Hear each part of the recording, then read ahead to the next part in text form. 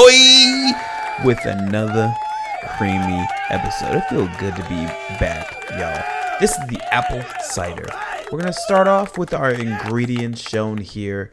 For the actual cider, your boy did instant, and this turned out great. It was simple and easy.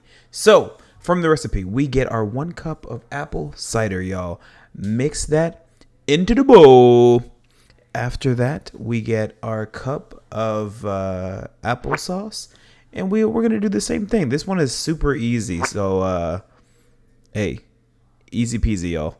I use also cinnamon applesauce, so that added a little bit of cinnamon already to the mix. I would have added a little bit more. You know, you need a really strong base with these things. As for the sugar, I was like, look, we're doing apple cider and we're doing applesauce. Why do I need 2 tablespoons of sugar? Because you're only going to see me add 1 here.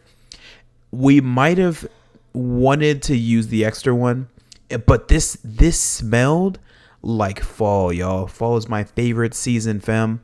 And it smelled so good. It smelled like straight apples, apple cider donuts, the fall, a hot, warm apple cider. This just smelled so good. But we poured it in our creamy. And yeah, man, that smell is amazing. 15 out of 10. This is how it looked whenever it came out. This is a sorbet. So once we put it in the creamy, we're going to turn it on. We're going to hit that sorbet option, y'all. And once it's all beautiful and pretty, this is how she turned out. Let me tell you, this one was my favorite of the new recipes that we're going to throw on the channel here.